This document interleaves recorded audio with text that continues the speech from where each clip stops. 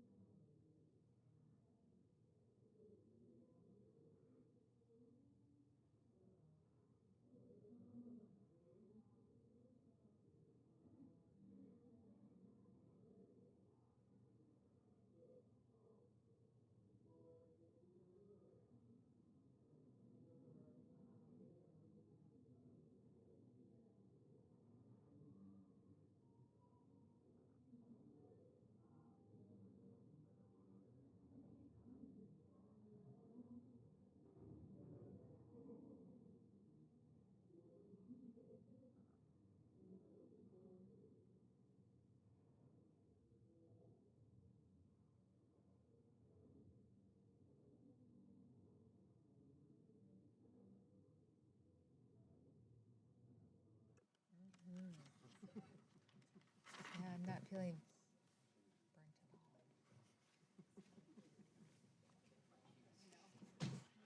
burnt. Good morning. This hearing will come to order.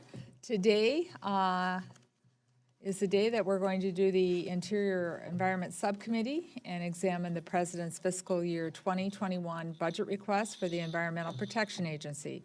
Joining with us this morning is Administrator Andrew Wheeler, and with him is Acting Chief Financial Officer David Bloom. Welcome to both of you.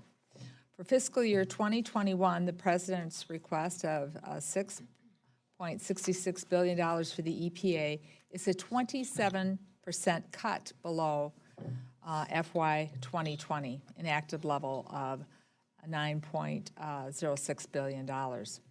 This request from the President seeks to undo all the progress we were able to achieve on a broad bipartisan basis in the FY 2020.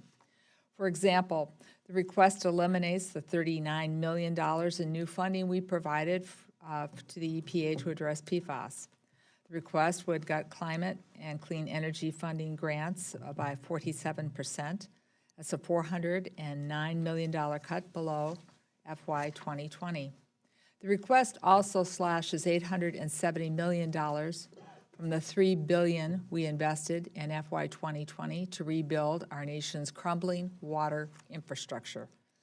I recently held a listening session in St. Paul where the Minnesota Pollution Control Agency testified that they would lose 56% of their federal funding and approximately 75 full-time staff if these cuts were to go through. The MPCA, the Minnesota Pollution Control Agency, also outlined how proposed cuts to the Clean Water Grants Act, air pollution monitoring, brownfields cleanup would harm our communities back home. And Clean Water Action said the budget would be, and I quote, an absolute catastrophe for clean water. And I directly heard from our counties and our cities about concerns this budget that the President proposed in failing to address PFAS pollution or to provide the necessary federal leadership on recycling. These cuts, especially on PFAS pollution, would be truly devastating if to be enacted. But unfortunately, this budget will not be enacted. Congress will reject these cuts once again, just like we did the last 3 years.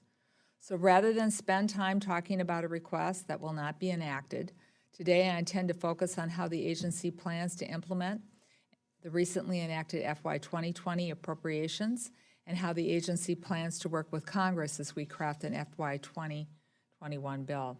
Administrator Wheeler, when you were before us last year, you spoke about leaving the agency stronger than you found it, particularly when it comes to EPA's workforce. However, it's my understanding that the EPA never reached its staffing target for 2019, and that current staffing levels continue to be well below the 2020 staffing target. So I plan to ask you about your plans to make up on the lost ground and rebuild the EPA workforce. It's equally important that the EPA treat its employees with dignity and with respect. The agency has behaved in a very confrontational way with its unions. Last July, rather than negotiate a good contract in good faith, the EPA totally unilaterally to impose a new contract on its employees. In December, the EPA agreed to return to the bargaining table, and I'm glad to hear that. So we'll be watching the progress of those talks closely, and I hope the EPA leadership will negotiate in good faith to achieve a fair outcome. There's also been a great deal of interest on enforcement practices and policies at the EPA. Over the past decade, there's been a steady decline on funding resources available to the EPA for compliance and workforce. We've also seen a steady decline over the same period in the number of compliance and enforcement actions. Experts, both inside and outside the EPA, tell us that the two are directly related. That's because the EPA's enforcement budget is almost entirely used to pay for compliance and enforcement personnel. Fewer people doing work means fewer facilities being inspected, fewer violations being detected, and fewer cases being brought forth. I'm extremely proud, though, last year we were able to find the dollars to reverse this trend of flat funding or declining compliance. In the FY 2020 agreement, you were provided a $24 million increase for compliance and enforcement. This was the first increase in nearly a decade. However, the additional enforcement dollars will not automatically translate into better environmental outcomes. The EPA needs to have the right strategies and policies in place to achieve its objectives. And I hope to explore this further with you in the course of today's hearing. The administration's steady stream of reckless, irresponsible efforts to roll back health and climate protections weakens the agency's ability to fulfill its mission. Your proposal to undermine the mercury and air toxic standards for power plants is universally opposed by public health groups and the power sector. Your proposal to roll back greenhouse gas standards for cars will cost consumers billions of dollars and impede progress to address climate change. Your repeated efforts to rig science, to use set healthcare-based standards means more cancers, more birth defects, and more preventable deaths. I and many of my colleagues have questions for you about these things. And finally, I want to touch briefly on the relationship between the EPA and this committee. Historically speaking, there's been a long tradition of commodity between the executive branch and the appropriations branch. In the past, we've been able to find ways to work together constructively, even when we've disagreed, even when we've strongly disagreed on matters. The EPA had gotten away from that tradition in the past few years, and I hope, and I continue to hope, things will continue to improve and become even better, especially compared to your immediate predecessor. But we haven't gotten back to where we used to be, frankly, and where I think we need to be. So today, I hope we have an honest and frank discussion, and we do it in a way that brings us together to serve the American people, to protect their health, their air, their water.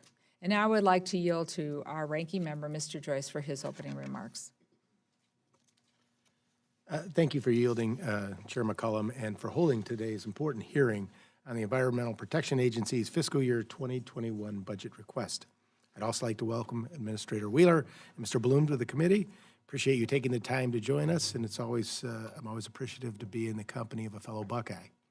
I'd also like to tell you that at some point in time, I might leave, or Mr. Stewart or other members.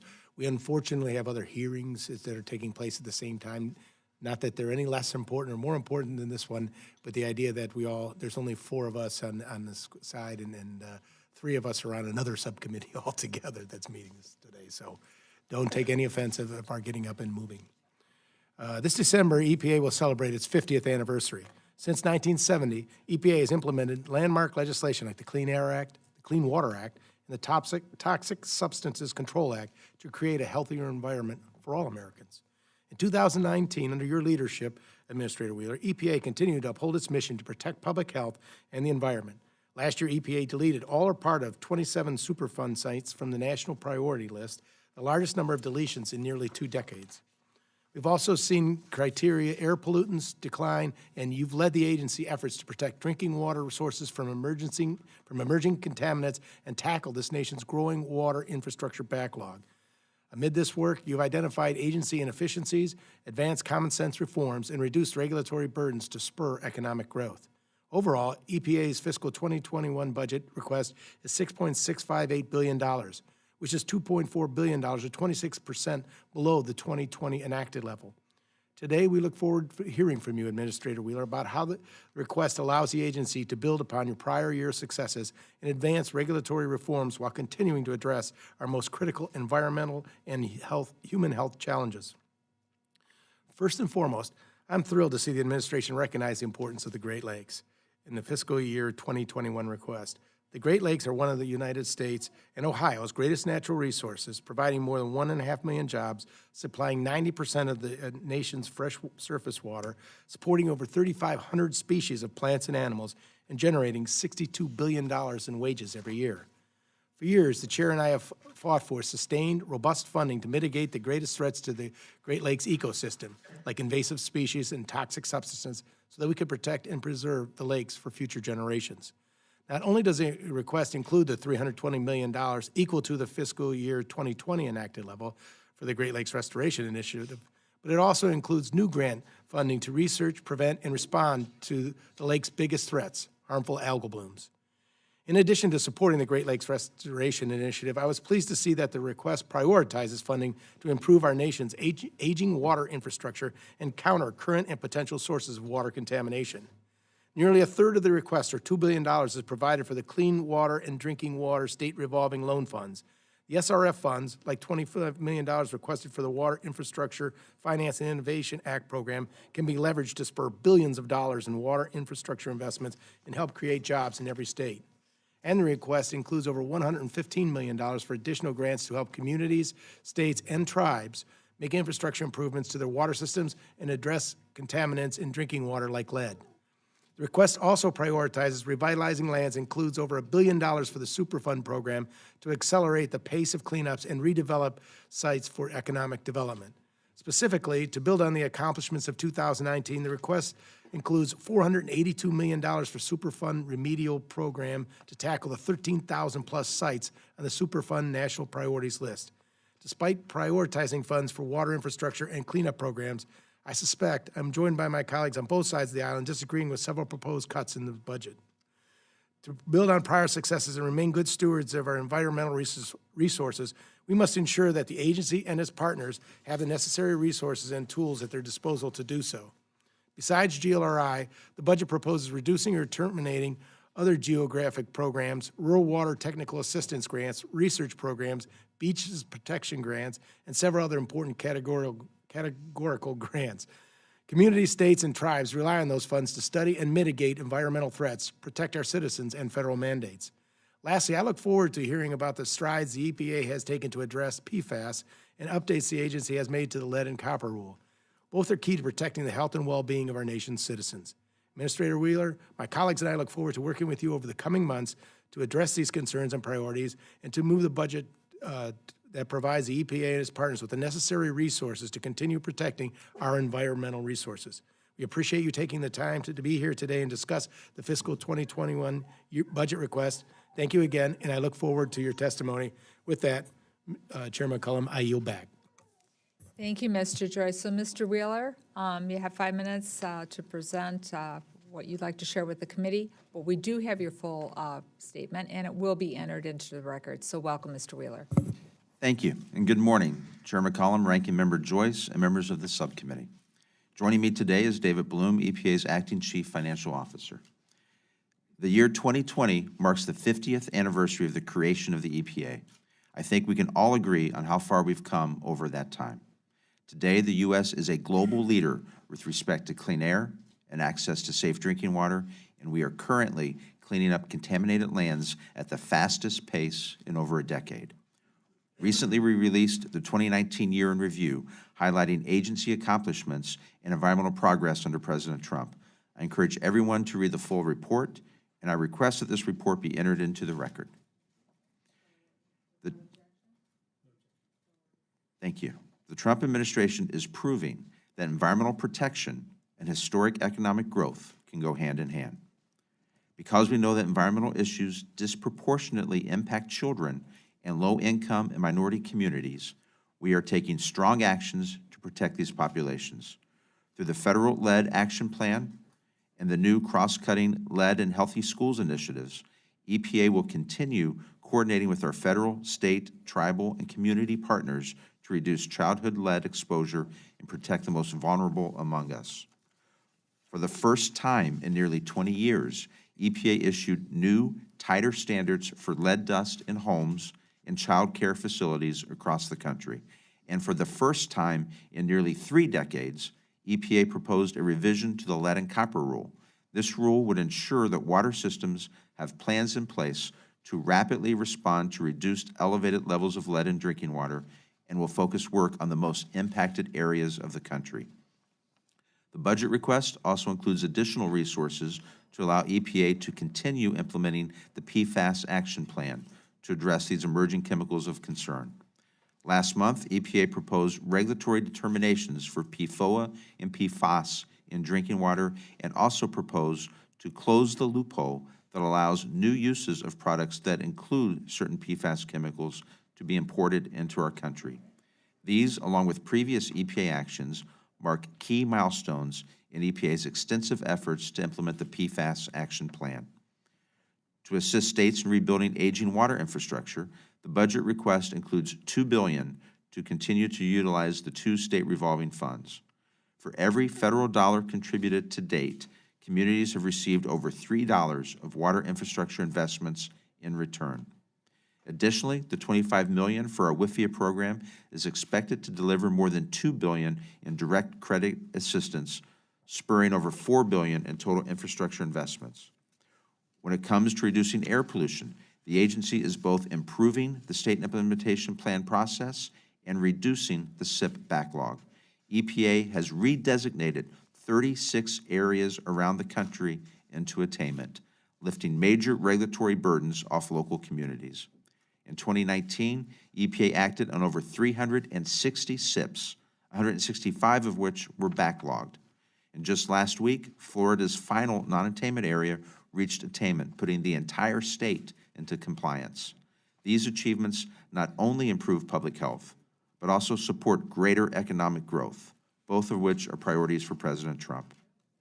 When it comes to enforcing the nation's environmental laws, EPA is significantly increasing compliance. In 2019, we received voluntary disclosures at over 1,900 facilities, more than double 2016. The agency is also deterring noncompliance by stepping up criminal cases, which have increased in all tracked categories for the first time since 2011. Administrative, civil, and criminal fines were among the highest in the last decade, totaling over $470 million. Finally, EPA is cleaning up some of the nation's largest, most complex contaminated sites and returning them to productive use. In 2019, EPA deleted 27 Superfund sites, the largest number of sites deleted from the national priorities list since 2001. Through Superfund enforcement tools, EPA compelled cleanup and promoted redevelopment at over 160 sites and also secured commitments to reduce, treat, or eliminate a total of 347 million pounds of pollution, the highest amount in the past 4 years. The budget request also provides nearly $130 million for brownfields work, including no less than $18 million specifically targeted to support opportunity zones and spur greater investment in economically distressed areas. Last year, EPA selected 149 different communities to receive brownfield grants totaling more than $64 million. 108 of those were in opportunity zones, supporting environmental justice for all Americans. As EPA celebrates its 50th anniversary, we can proudly say that Americans today have significantly cleaner air, land, and water. We are continuing this progress and ensuring that all Americans, no matter where they live, can share in it. Thank you, and I look forward to answering your questions. Thank you very much. There's many hearings going on, and so I want to commend my colleagues on my side of the aisle over here for trying to accommodate everyone. So I'm going to hold everybody to the 5 minutes and let you know when you have a minute left, Mr. Quigley, and we'll start off with you. I greatly appreciate that, Madam Chairman. I really appreciate I'm chairing a meeting in about 10 minutes. And gentlemen, thank you for being here. Mr. Wheeler, my office asked you for a breakdown by program office and spending and FTE for Region 5 in the last 5 years. Your congressional relations staff told me that such data is not available. So let me ask Mr. Bloom, can the CFOs generate this data? We'll look into it and see what information we can provide to you. Well, let me ask, this is full-time equivalence. Somebody's cutting the checks, right? Somebody's got to know who's working there and how many folks you've paid in the last 5 years. Yes, sir, we do collect the FTE information. You're looking for the FTE information for the last 5 years? For Region 5 and under by program office. Yes, sir. I'll go back and we'll pull that information together and provide it to your staff. If you could provide it to the whole committee, we'd certainly appreciate that. That'd be a good idea. We've requested it as well. All right. It doesn't seem like there'd be such a mystery. Mr. Wheeler, your predecessor, the EPA Inspector General report issued last May, nearly a year ago, found that Mr. Pruitt had spent more than $985,000 on travel in a 10-month period. The IG found a litany of possible ethical violations by Mr. Pruitt and his around-clock security, and that actions, quote, are needed to strengthen controls over EPA's travel and prevent fraud, waste, and abuse. They also identified $124,000 of taxpayer dollars that could be recovered from Mr. Pruitt for his inappropriate travel. Two questions. Have we, the $124,000, has it been recovered at this point in time? No, there are a number of errors in that report. That was even though it was broken down to the specific cents, the IG told me at the time that that was a rough estimate, but they ignored the fact that, actually they attributed half of the cost to the administrator and half the cost to the protective detail, ignoring the fact that the protective detail is required to fly with the administrator in whatever, wherever in the airplane he happens to be. So they ignored that part of the law, so that number should be cut in half.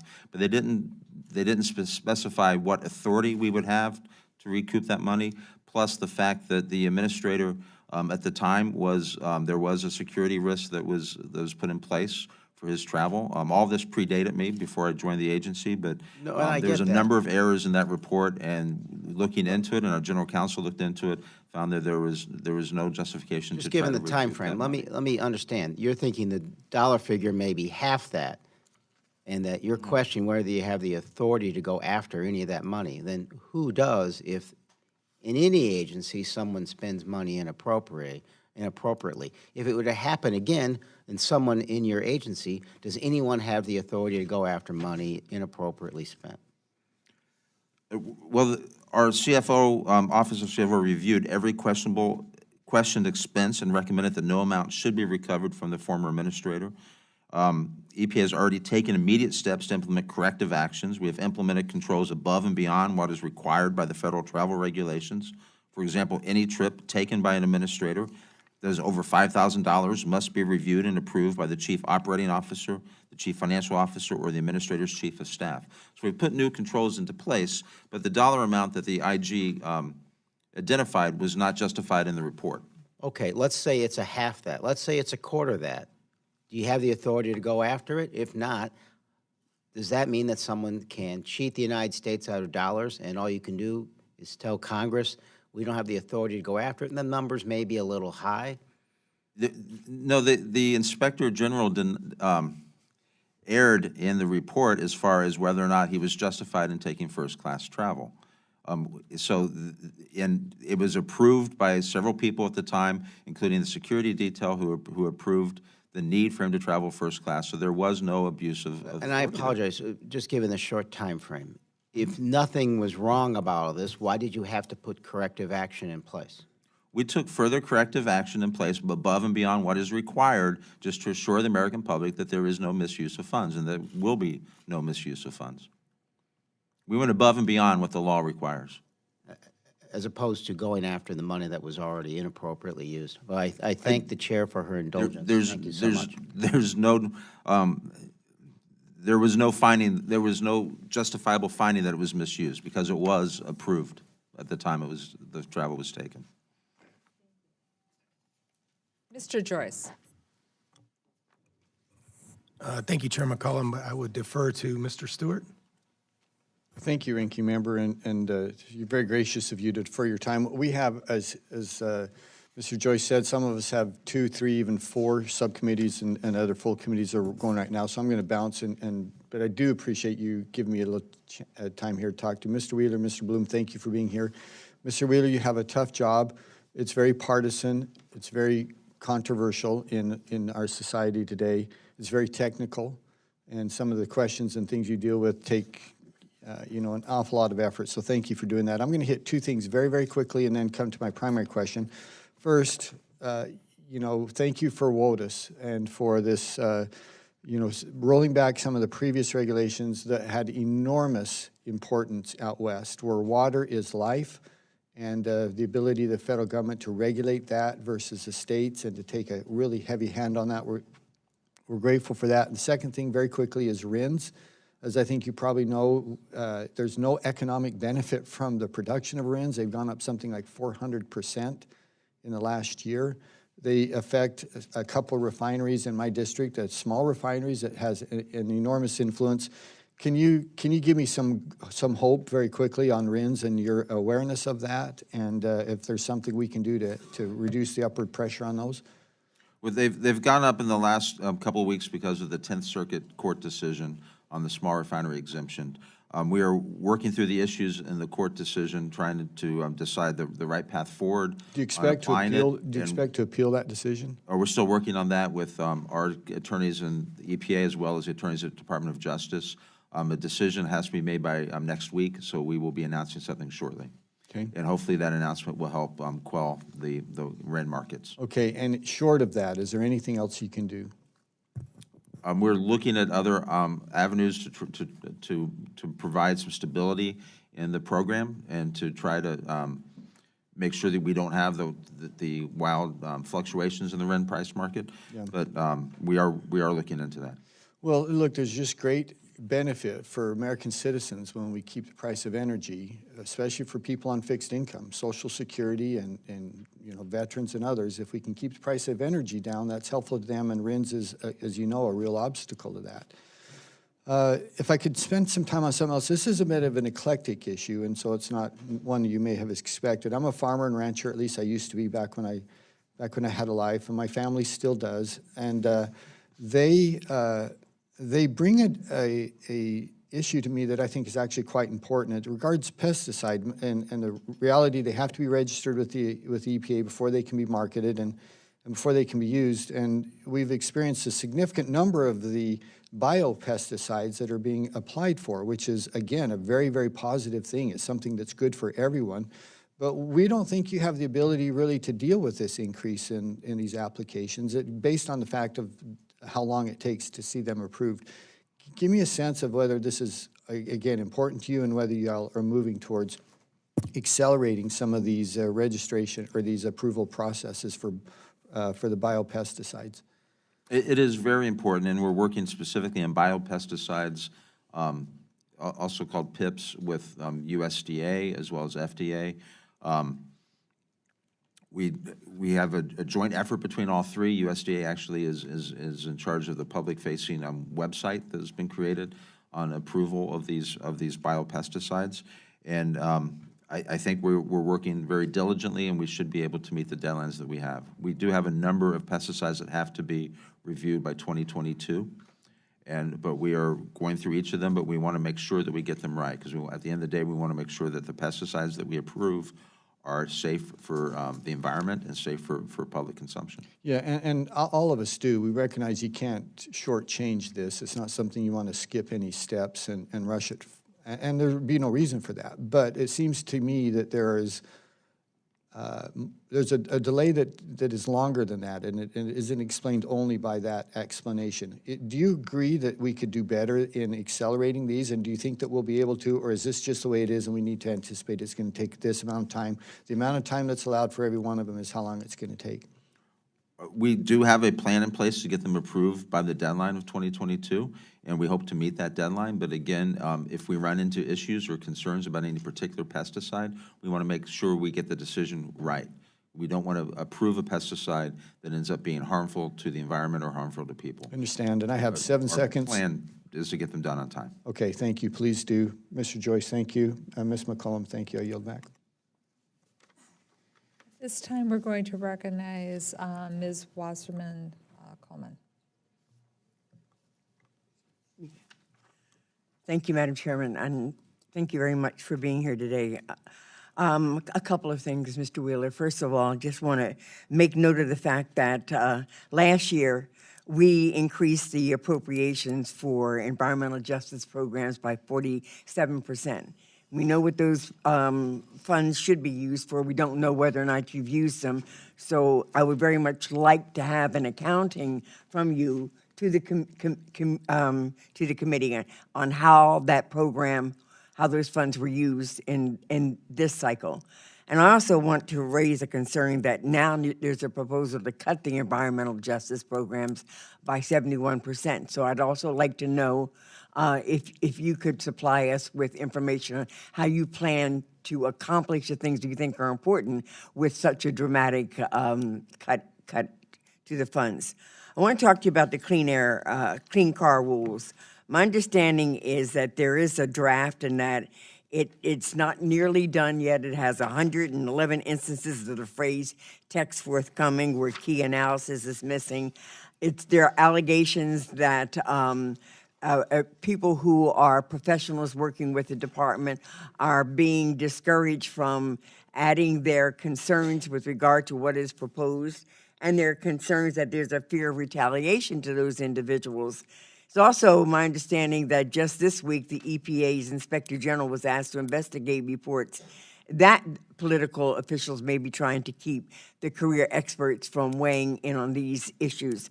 I need to ask you, will you commit to ensure that, A, all comments that are relevant to this proposal by the individuals who are career experts is considered and sent forward to the White House, and B, that there will be no retaliation against anyone who tries to do so? First of all, environmental justice, happy to provide that information to you. We elevated environmental justice to the administrator's office. We took it out of the enforcement office, so it's more prominent throughout the entire agency now. Okay. And we're using programs such as the opportunity zones. Okay, I really want you On to the send CAFE us that. standards- Thank you. On the Thank you, CAFE Mr. Wheeler. standards, though, I'd like you to answer nobody's this going to be question. retaliated at all for any issues that they bring forward. It's important to note that the last time the CAFE standard was updated by the Obama administration, that the EPA had the lead and NHTSA had second seat. This time around, a decision was made early in this administration to give the primary lead to NHTSA. And so I know that there are some people who are working on this that feel like since they have a second seat in this rulemaking process, that it's not as prominent as it was before. But we are taking all the comments from the career staff. Right now, we're in the middle of the interagency review process. It's inappropriate to send every comment to OMB because sometimes comments from different staff contradict each other. But all the comments are being weighed. Everybody's concerns are being taken into account. Thank you, and no one's going to be retaliated No, against because they absolutely disagree. not. Thank you. Last but certainly not least is the mercury and air toxic standards. Prior to announcing the proposed rule, my understanding is the EPA did not conduct an analysis of the potential impacts of this action or update the agency's prior analysis. So we need to ensure that EPA completes this study to better understand the benefits and the costs of this proposed action to public health and our environment, which is generally not supported among many agencies and interests. I'd like to know, will you commit now to having EPA complete such an analysis before we have a final rule? Well, we haven't analyzed the rule, and we don't believe that there be any change in the equipment that's already installed on the I'm sorry, power did you plants. say we have not analyzed? We have will. we have analyzed the regulation, and we do not believe that there will be any changes in equipment and that there will be no reduction in the mercury control equipment that's been installed on the power plants. Well, So, finally, in making whatever adjustments you think are necessary, will that in any way result in there being more mercury or other toxic agents in the environment? And are you, no, we don't believe there will be at all. In addition to the MATS regulation that was remanded back to us by the Supreme Court, at the same time we did a technology review, and under technology review, we have determined that the technologies in place need to stay in place. We don't expect anything to be taken offline. thank you. I yield back. Thank you, Madam Chair. Thank you. So nothing will be turned off? You can have technologies in place, but a company can turn them off. Are you We don't believe requiring- anything will be turned off. You We don't believe, anything- or you know? That is what our analysis shows, is that because of our technology review, the technology that's currently installed will remain in place and will remain on. Most of the technologies are not just to reduce mercury, they also reduce other pollutants. Ms. Pingree? Thank you very much, Madam Chair. Thank you for being with us here today. I know you mentioned PFAS in your opening remarks, but I want to just take it a little bit further. So if PFAS chemicals are present in household sewage or industrial wastewater, then they end up in wastewater treatment plants, where they concentrate during the production of biosolids. So biosolids end up being nutrient-rich organic materials that have been applied to land as fertilizer. Right now, there's no standards for PFAS concentrations in biosolids, and application can lead to PFAS contamination in land and crops and water if it's used on agricultural land. So we're already having this problem in Maine. We have one dairy farmer who treated his land with biosolids for years without any knowledge that it was contaminated with PFAS. His milk tested at 690 parts per trillion for PFAS, nearly 10 times the EPA guidelines. So he's unable to sell his milk, and basically his livelihood is ruined. What is EPA doing at this moment in time to understand PFAS in biosolids? We're looking at PFAS as far as the entire agricultural community is concerned, including biosolids. We last year entered into partnership with USDA on this issue. We also made available over $5 million in new research money specifically targeted to agricultural uses and agricultural problems around PFAS. And so there's actually, yours was, I believe, the second dairy that had this issue. There's another dairy out west, and I'm blanking now if it was Arizona or New Mexico. It's New Mexico. It's an Air Force. New Mexico, thank you. It's right next to an Air Force base, yes. New Mexico, and I talked to the governor of New Mexico about that. And so we are looking into that. We've partnered with USDA to try to address this. There are over 600 PFAS chemicals currently in commerce. There's over 1,200 that have been in commerce over the last 10+ years, and there are over 5,000 PFAS chemicals identified by the EU and the OECD. We have the foremost researchers in the world at the EPA working on a whole host of issues around the 5,000+ chemicals. You can't treat all the chemicals the same. It's different tests for detecting them in the water systems. It's different. They have different health impacts on people and the environment, and it's also different cleanup technologies depending on the short chain or the long chain. So we are doing research across the entire spectrum, and part of that research that we emphasized this past year is looking at the agricultural issues, including the biosolids. Great, and that's helpful, and I hope we're moving fast. Just to follow up a little bit on this, and I know you've already addressed a little bit about the water issue, but since wastewater treatment centers, facilities, they don't make the PFAS, it's really coming in, but it causes this contamination problem in their biosolids. Once PFAS compounds are designated as hazardous substances under the Superfund, unless we also prevent industrial discharges of PFAS under the Clean Water Act, we haven't really solved the problem. So when can we expect the EPA to list PFAS as toxic chemicals and develop pretreatment standards under Section 307 of the Clean Water Act? Well, first of all, on the hazardous side, we are, and we've been working on that. We have a proposal that we're talking to our federal partners before we enter into formal interagency review. We're also looking at the different aspects under the Clean Water Act. We also have moved forward with the regulatory determination for 2 of them for the MCL for the drinking water side. We have our health advisory of 70 parts per billion, and we have been taking enforcement actions around the country. We've taken 12 enforcement actions ourselves, and we've worked with states and local governments on another 24 enforcement actions. So where we find it in the environment, we are aggressively going after and making sure it gets cleaned up, and we're not just sitting back waiting to find it, we're actually out there trying to find it. We've taken data on where the chemicals have been produced, also the data on where they're used. And we overlay that with using GIS mapping on the water tables to then go out to communities and tell them, you may have an issue or problem, you ought to test to see if you do. So we're being very aggressive in trying to find where the problems might be to get it treated. And what I would like to do is submit for the record our PFAS Action Plan Program update that we just issued last month, outlining all the things that we've done over the last year on under our PFAS Action Plan. If I could submit that for the record. Great. Well, thank you for that, and I haven't read that, but I will do so, and I'm about to run out of time. But I just hope we can stay in touch about when those standards will be implemented, because you know, this is a serious issue, and just the fact that we know about 2 of them probably means that there are all kinds of agricultural sites around the country that we just don't know about. And as everyone on the committee knows, these are forever chemicals, so you're stuck with them once they're on your land. I have to yield back. Thank you. Mr. Joyce. Thank you, Chair McCollum. Administrator Wheeler, it's no surprise that I was very happy to see the FY21 request include $320 million, equal to the FY20 enacted level for the Great Lakes Restoration Initiative. Sustained, robust GLRI funding is crucial to protecting and preserving the Great Lakes. If the GLRI is funded at $320 million again in FY21, What improvements can the EPA and its partners make to the quality of the Great Lakes ecosystem and the health of the citizens who live in their regions, and what economic benefits are we likely to see? Well, thank you, sir, and thank you for your support on the Great Lakes. As you know, and I'll keep saying this until somebody corrects me, I believe I'm the only EPA administrator to ever go swimming in the Great Lakes. I have a great fondness for the Great Lakes myself, as does the president.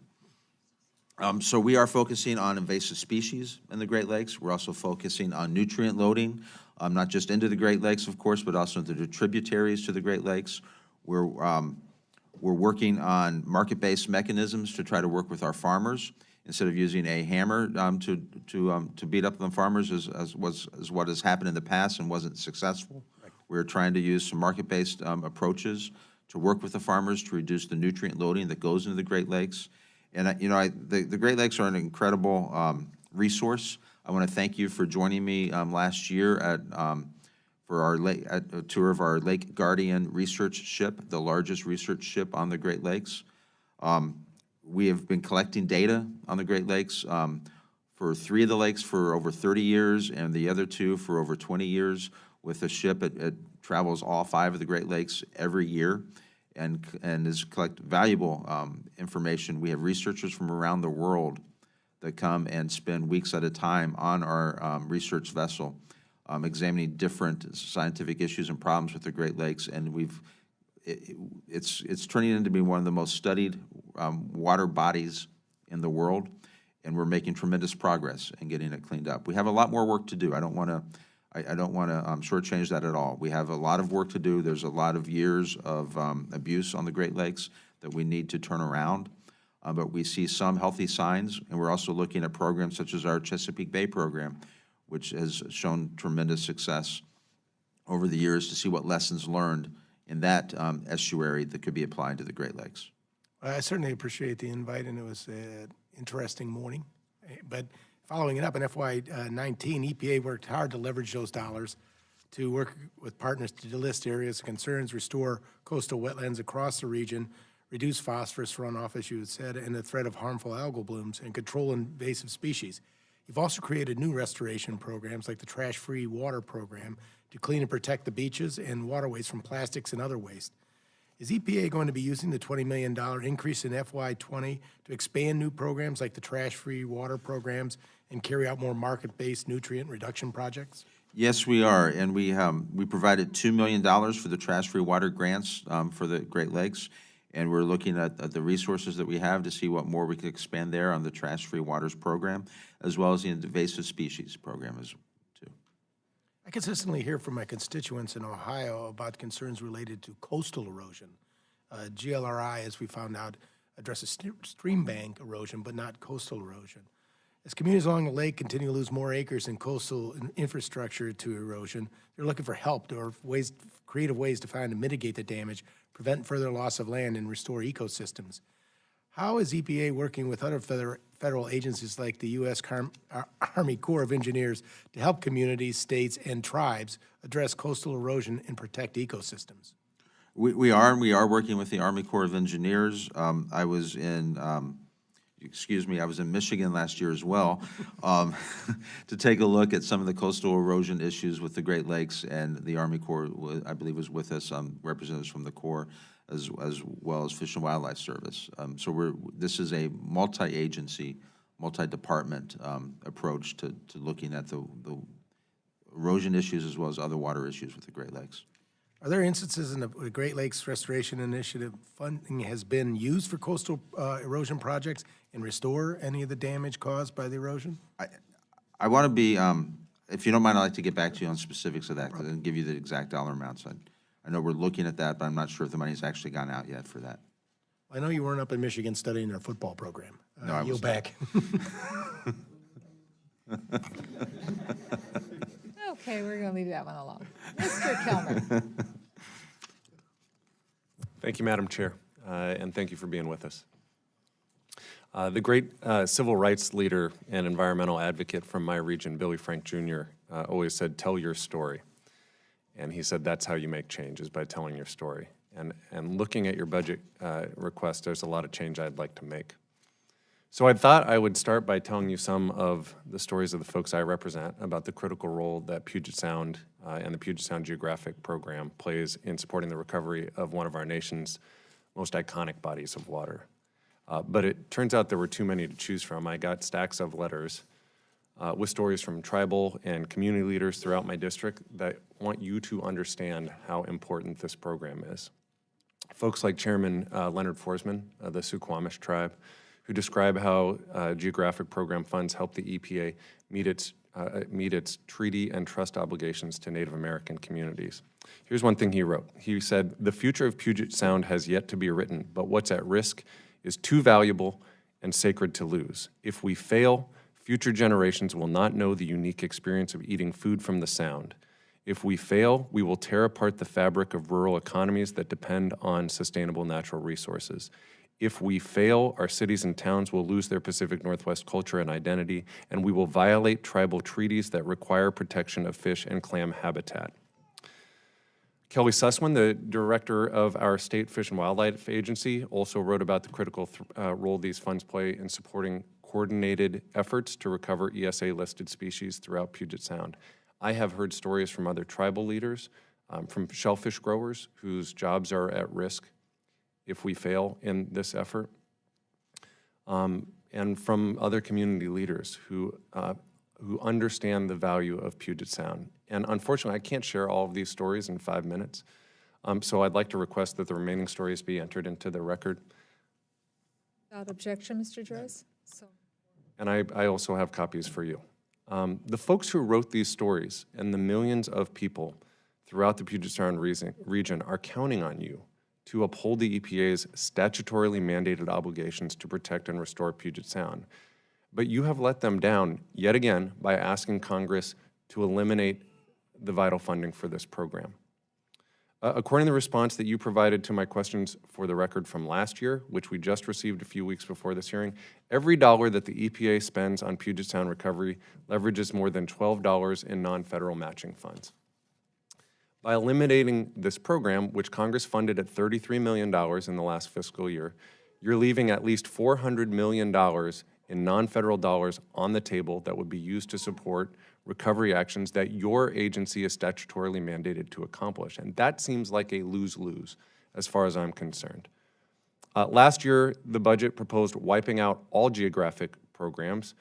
Thankfully, Congress ignored those proposed program eliminations. I'm proud that Congress has shown strong bipartisan support for growing federal investments, not just in Puget Sound, but in all of the EPA's geographic programs. I support funding for the Great Lakes. I support funding for these other important geographic programs. I am grateful to the chair and the ranking member for coming out to Puget Sound and not only seeing how beautiful Puget Sound is, but also how at risk it is. So this year, although you asked Congress to eliminate the majority of EPA's geographic funding, I notice you asked Congress to continue funding for Great Lake, which supports recovery efforts in your home state of Ohio, and the South Florida Geographic Program, which supports recovery efforts in the president's new home state.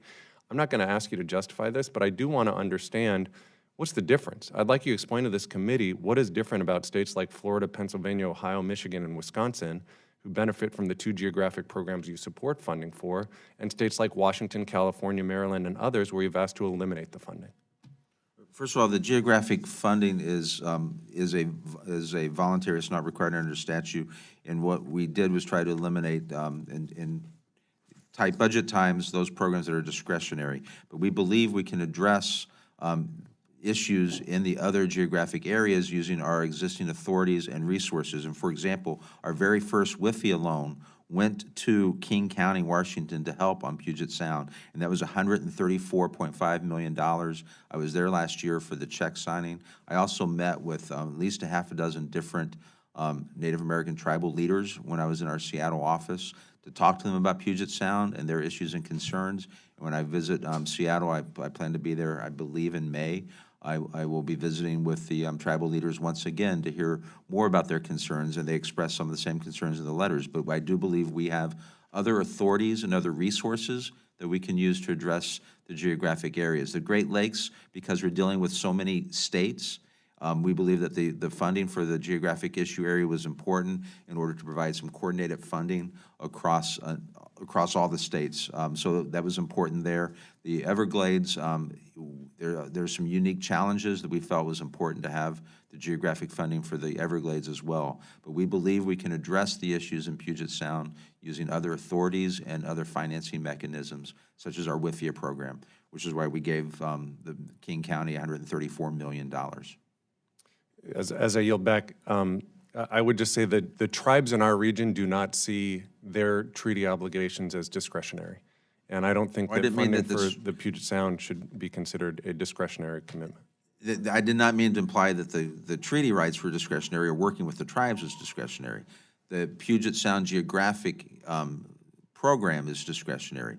Whether that's discretionary or not, we're still going to work with the tribes and the tribal rights, which is why I specifically sat down with tribal leaders from at least 6 of the tribes when I was in Seattle last year. Thanks, Madam Chair. I yield back. Thank you. I kind of believe a couple years ago there was a campaign speech in which it was brought out that the Great Lakes were going to be funded because the president had cut them in his budget and decided to correct that. And I hope, as Mr. Kilmer said, and I believe Mr. Joyce can speak for himself, but this committee supports all the initiatives regionally equally to the best of our ability with the budget dollars we have. Do you have a question, Mr. Amade? Thank you, Madam Chair. I guess to my colleague from Washington State, the administrator swam in the Great Lakes. We need to get him to take a dip in the Puget Sound, huh? And as much as I'd like to go into detail about how that swim went, I'm not going to, so I'll yield back. Thank you, Madam Chair.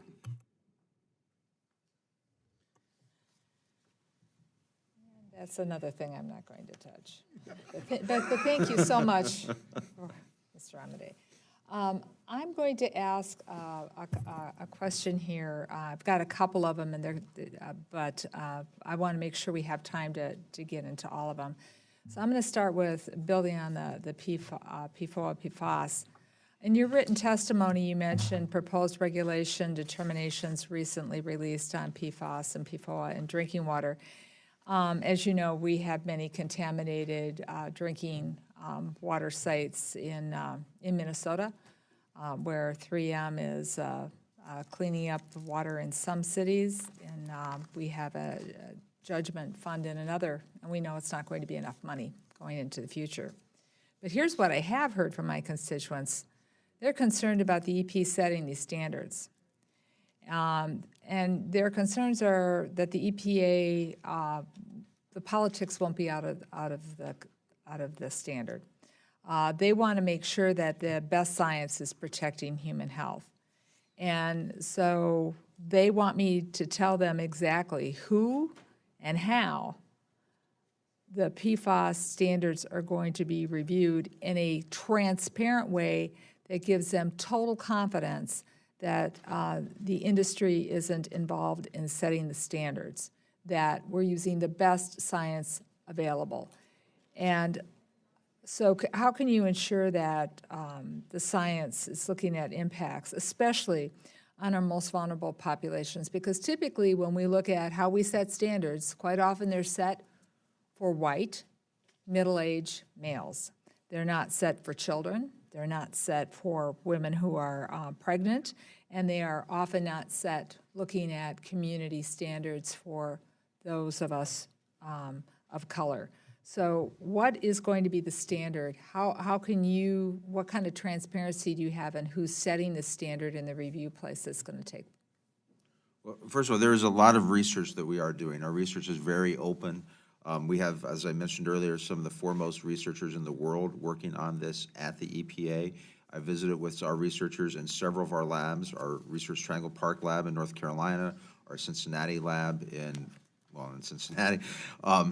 And we have some of the foremost researchers working on these issues. But we're looking at the analytical methods to identify the presence of the chemicals in the water. We're looking at 2, understanding the human health and ecological effects of the chemicals. 3, we're looking at the sources, fate, and the transport and exposure of the chemicals. And the fourth, we're looking at the remediation technologies. There are a lot of areas that we have to research on the PFAS, PFOA. We're making all that available to the public. What standards are they looking at? What standards are they I looking? mean, what health standards? Are they looking at children? Are they looking They're at? looking at children. Part of this is, I believe, pregnant women as well. We don't just look at white middle-aged men. That's not accurate for across the board. For example, on our lead and copper rule, for lead in drinking water, it's primarily children that that's the focus. I want to make sure it's that way for everything you're looking at. We look at the EPA's we look at the subpopulations that are most exposed. And I'm going to go to my on next contaminants. question because that Sure. builds right into what you're saying, so you can say more about that. The EPA has taken some highly controversial actions with regards to how it handles science. And over the weekend, I learned that the EPA's draft risk assessment for the chemical TCE ignores the science linking that exposure to the chemical to fetal heart defects. It's also failed to examine the exposure in the general public for millions of pounds of TCE released annually into the air, water, and land. TCE is a big issue in my district. Last year, we found out that a company that used TCE in manufacturing had been releasing unsafe levels of this chemical for more than 15 years. In response, several Minnesota legislators are now working on a complete ban of this carcinogen because the science shows even the regulated levels may be unsafe. So, three questions. Why did the EPA use, I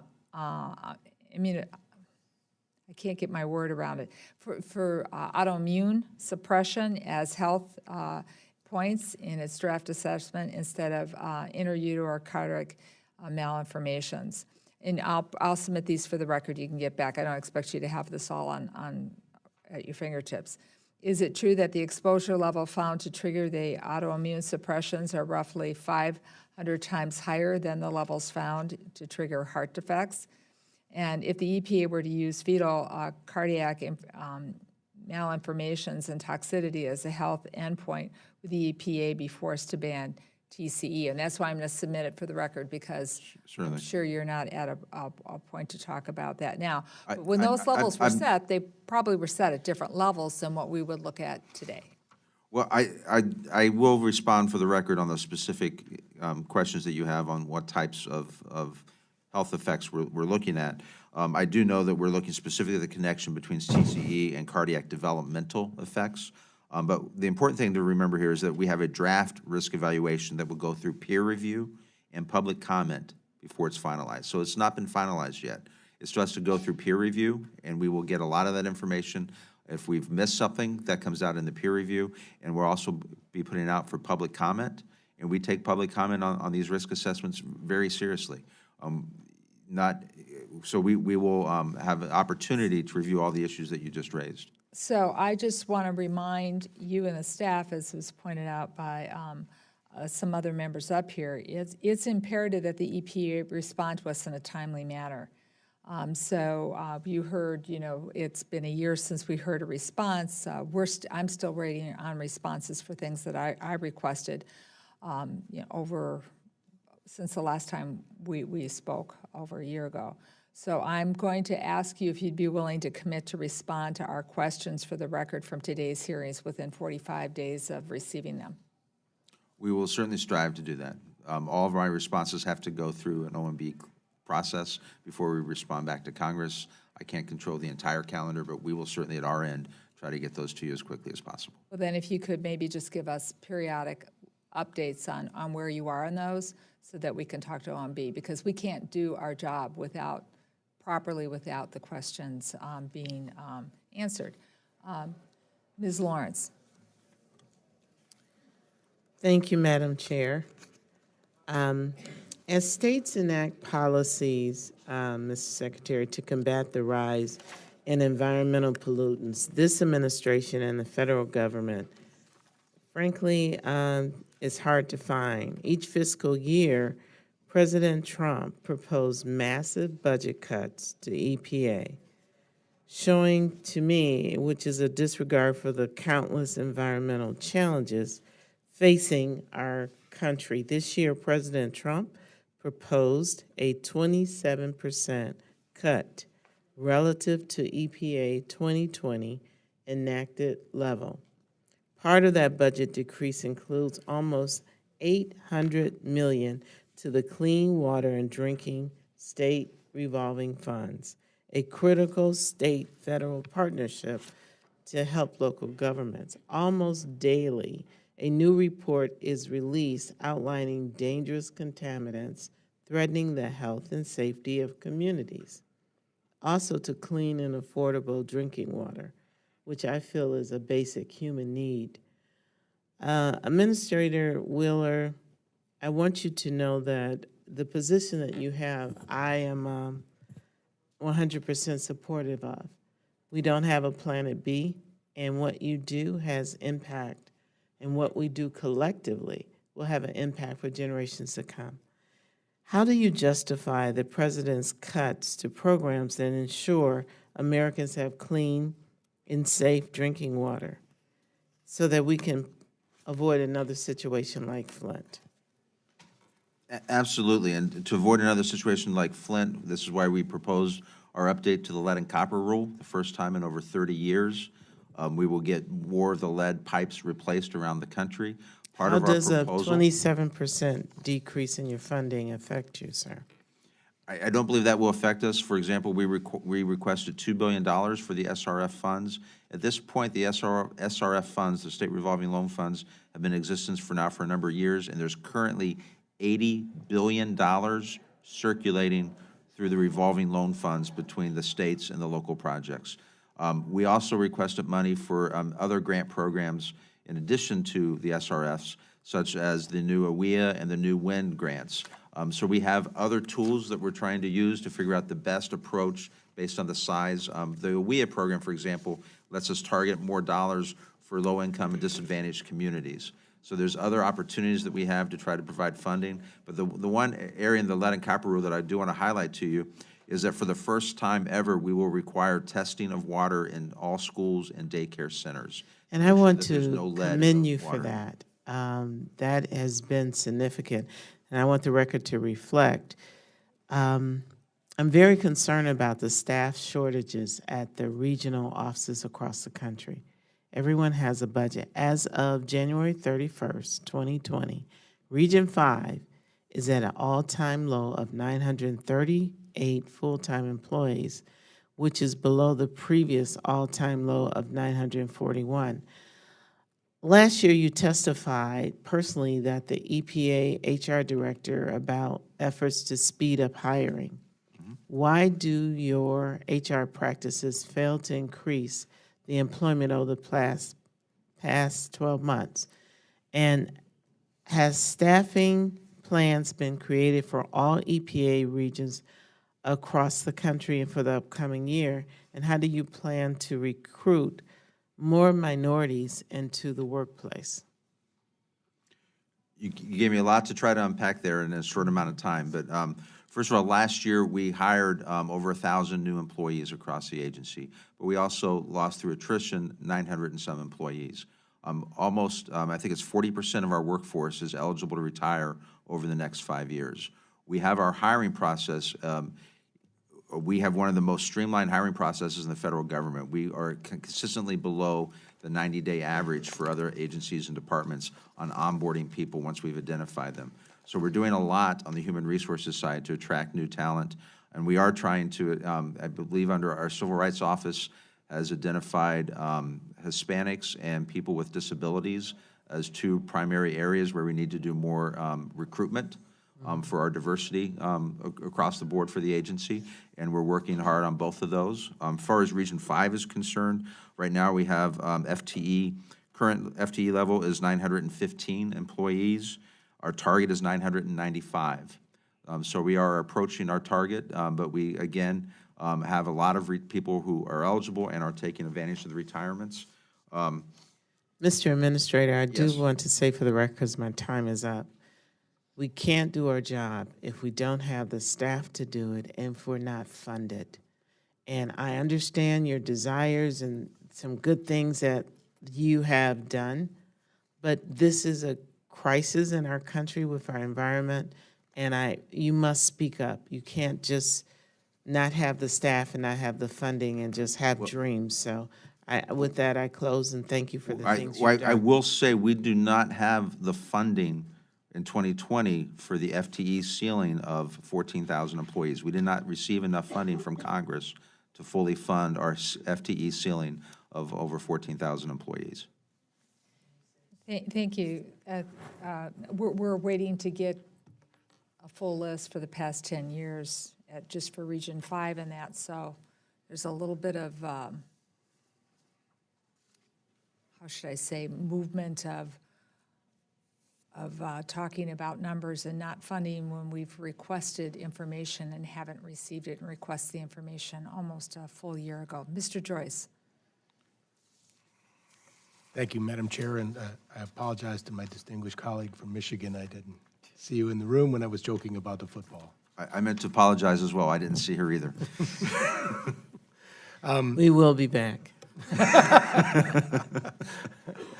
Harmful algal blooms, or HABs or HABs, have been a concern, of course, in my district in Ohio. And Lake Erie is especially susceptible to HABs, given it's shallow and the warmest of the Great Lakes.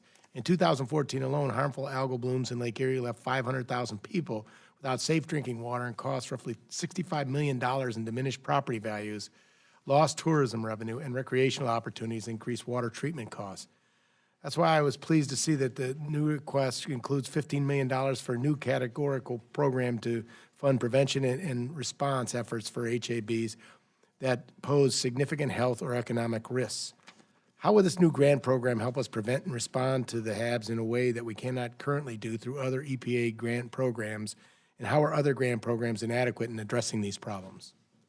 Well, we've been doing a lot more research on HABs. In total, we've requested $22.4 million for HABs in the 2021 budget. 15 of that is for the new competitive grant program. HABs differ quite a bit from region to region, and it's different causes and different technologies are needed to address them. We have a number of our different labs. For example, our Kansas City lab is looking. We have a particular HAB problem in the upper Midwest, as well as in the Great Lakes region. So we need the competitive grants in order to address specific issue problems in different regions of the country.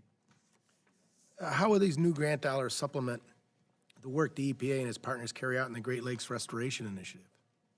It will go a long way, and I know that the state of Ohio, under Governor DeWine's leadership, is looking at this issue in particular, and he's committed a number of resources at the state level, and we're looking to partner with him as well as the other Great Lakes states on issues such as HABs, and we're looking at, in addition to the new competitive grants and the funding we have for that, this is also why we're looking at, for example, the market-based mechanisms to work with farmers on reducing the nutrient loading that goes into the rivers and streams, such as the river in Toledo and the problems that we have there with HABs.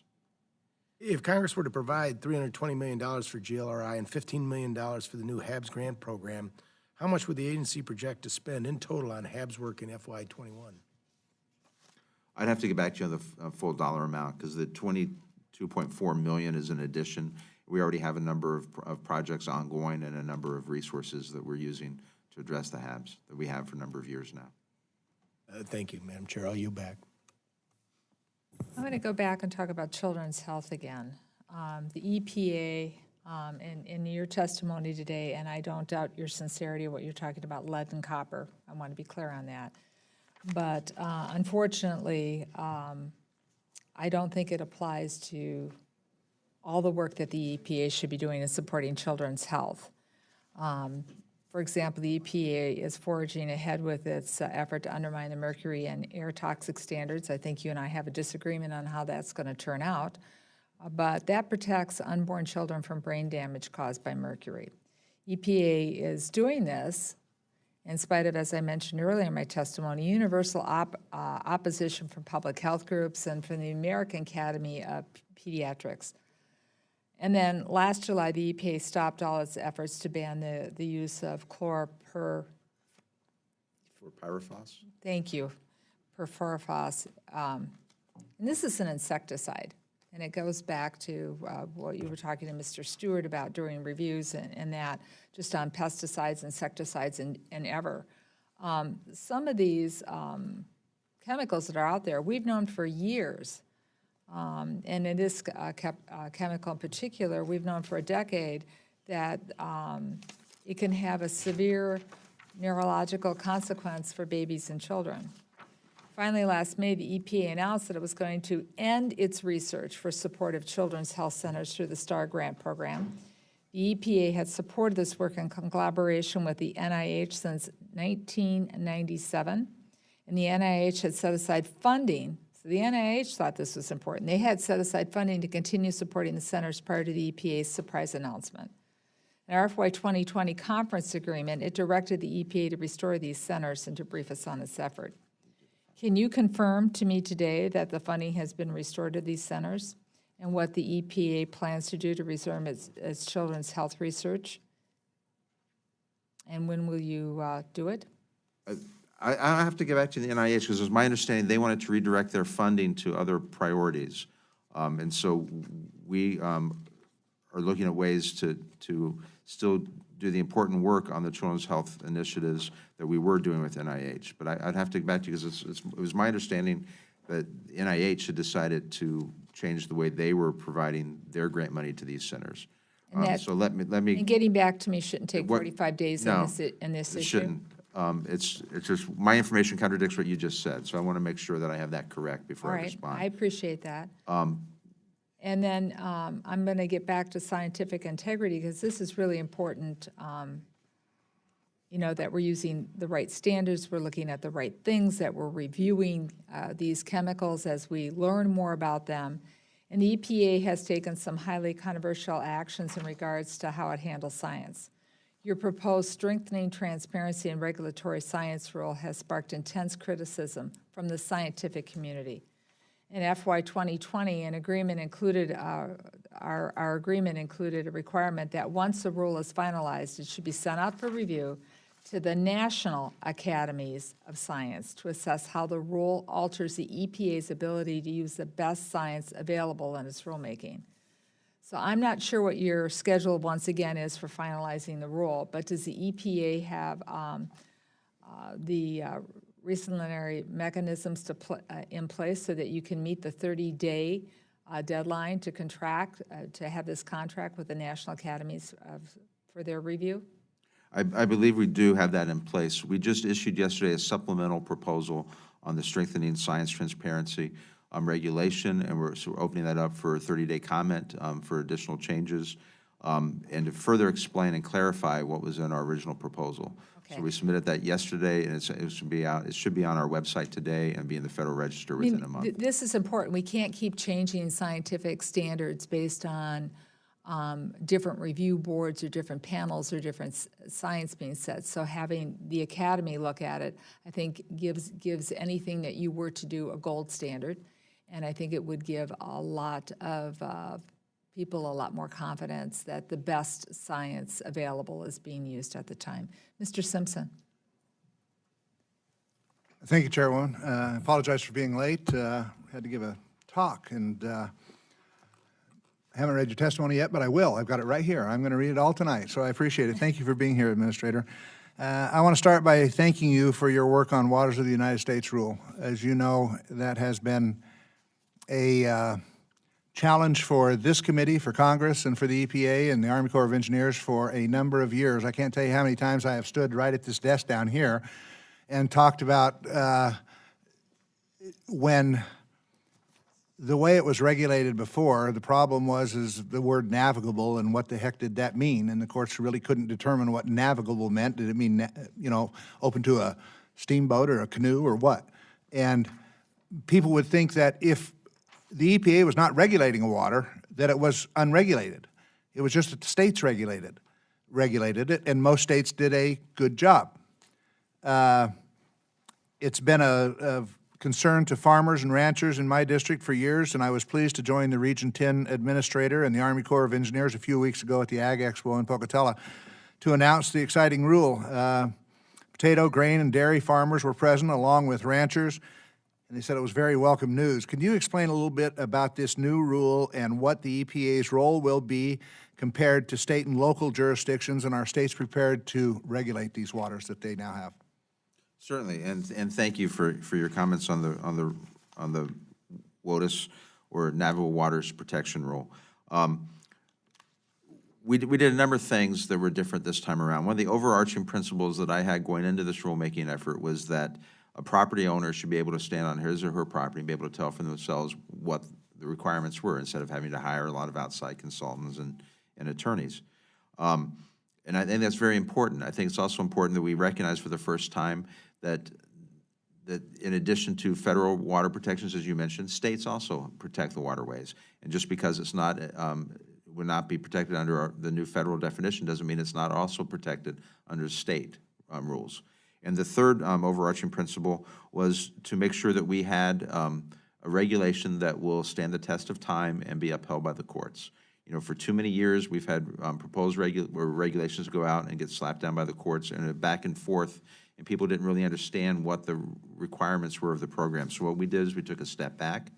We crafted our regulation to follow the Clean Water Act as well as the Supreme Court decisions. So I believe we have a rule that will be protective of water. We are also defining for the first time what is a federal waterway as well as what is not. And for example, prior converted croplands would no longer be considered a federal waterway. So I think it's very important to define not just what is considered a federal water, but also what is not considered a federal water. So we took all those into account and consideration. We received, I believe it was around 1 million comments. Actually, I think it was over 1 million comments from the public. And we factored all those comments in. It took us a while. We proposed it in December of 2018. We didn't finalize it until last month, in large part because of the tremendous amount of interest from across the country. But I believe at the end of the day, we have a rule that will protect the important navigable waters across the country and the adjacent wetlands to those waterways. And it will serve the test of time and be a landmark under the Clean Water Act for future generations. Do all states have primacy over their water? Well, I mean, we have both the Clean Water Act and the Safe Drinking Water Act. So states, I believe, under the Clean Water Act, there's a number of programs that have been delegated to the states. Safe Drinking Water, the same. In fact, most states have the Safe Drinking Water Act delegated to them. But some states have. Some states can go. All states can go further than Right. the federal protections for navigable waters. I think that's probably what you're getting. I'm sorry, I was trying to be a little bit more broader in my response. Yeah. For purposes of the waters of the U.S., yes, states can go broader, and most of them do. Okay. One other question. I noticed that you recently submitted a rule to the OMB regarding the carbon neutrality of biomass. This appears to be consistent with the appropriation bill language we have carried since fiscal year 2018. I want to thank you for your work on this. It is hugely important to Idaho and other rural states to get proper credit. The life cycle of trees is an important tool in sequestering carbon and recognizing those benefits. Can you talk about the importance of recognizing biomass as carbon neutral? I think it's very important, and why we move forward with the proposed rulemaking. It will be out for public comment soon. We want to receive comments from everyone who's interested in the issue, and we hope to finalize that before the end of the year. Thank you. Yield back. Thank you. Last June, the agency wrote to the committee that it intended to relocate its Region 6 lab from Houston, Texas to Ada, Oklahoma. So the question is, overall, how much do the EPA plan to spend on decommissioning a space in Houston, refurbishing a space in Ida, relocating Region 6 employees, and how much of that was spent in 2019, and how much of it was spent in 2020? First of all, it's a co-location, and the total cost of the move is estimated to be $8 to $10 million. In 2019, we expended $170,000. And planned expenditures for this year are $500,000. Expected savings are $1.8 million annually in lease and facility expenses. But again, this is considered a co-location. That we are operating under the 2016 law that was passed by Congress directing federal agencies to try to reduce their leased spaces, leased footprints, and go to GSA or agency-owned space. And our lab in Ada, Oklahoma is large enough to accommodate the the researchers out of our Houston lab, and it is owned by the EPA, so it will save the taxpayers a significant amount of money, and the lab will still be located within Region 6. So I'm glad you were prepared to answer the question, because this has been an unfortunate circumstance between the committee and the agency. Our committee has requirements governing reprograms, so we ask questions about reorganizations, workforce structure, reshaping, transfers, downsizing, closures, consolidations, relocations, and facilities and laboratories. But it appeared, especially in this case, that the EPA had maintained that this relocation somehow was not subject to us asking a lot of questions as a committee. In fact, I asked for an explanation from the agency. We didn't get one. In fact, after several months of repeatedly asking, the only response I received in a letter back was, if I wanted a response to the first letter that I sent, I should write you a second letter. So I appreciate the fact we gave a heads up that we were going to ask this question on the record, so you were prepared to answer it. But what can I expect from the agency in the future when we ask questions about reprogramming? This is, you want to have the flexibility to do some of this programming? We want to give it to you. You've sent several things to me, even recently while I was waiting for the answer I received today from several months ago, and we approve them. But we need to know that we're going to not be told I have to send repeated letters when we're asking basic questions to do our due diligence and oversight when funds are being reappropriated. We will always try to comply with the committee's information request. I'm told that as soon as we received your questions on Region 6, we briefed your committee staff on the issue about the lab as soon as we were notified to that. I'm sorry it wasn't put in writing. It's my understanding that your staff was briefed on that. Well, I will check in with the staff, but if you get, this would be my grandmother. If I wrote you a letter, I expect a letter back. If I call you on the phone, we can talk on the phone. So let's in the future make sure we have everything in writing. All right. And that'll clear anything up, and I'll follow up with the staff. Earlier this week, the GAO published an audit of the EPA's practices with respect to data collection and reporting of compliance and enforcement activities. The GAO made several recommendations for ways the EPA could improve its handling and reporting of data. According to the report, the EPA agreed with all of them, and either has already begun in the process of beginning to implement these recommendations. One of the GAO's recommendations focused on the EPA's lack of clear and consistent definition over various types of informal compliance assistance. The EPA also does not have a mechanism or procedure in place for consistently tracking or reporting this data. Together, this makes tracking data trends over a period of time difficult. So will you commit to working to make it a priority that the EPA follows through on implementation of these recommendations? Yes, we are following through on those recommendations, yes. And you're probably aware that the EPA's audit is continuing, it's ongoing? Yes. And that there's a second audit evaluation whether the EPA's enforcement strategies are achieving their stated objectives as detailed in the EPA's strategic plan. OECCA staff told GAO that they should review the regional statistic plans as part of its evaluation. However, officials in the Office of Congressional and Intergovernment Relations have intervened, and they've refused GAO's request to review these documents. GAO auditors have said that they're willing to forego the possession of these documents, that instead that they will review these strategic plans at the EPA, so they don't have to leave the EPA. GAO has even offered the EPA to review their notes prior to leaving the room to ensure that the EPA's legitimate law enforcement interests are protected.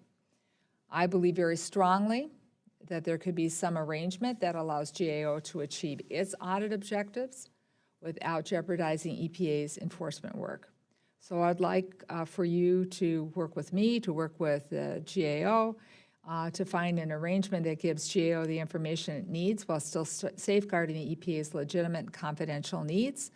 That's the only way we're going to be able to do justice to the oversight. We should be able to work this out, don't you think?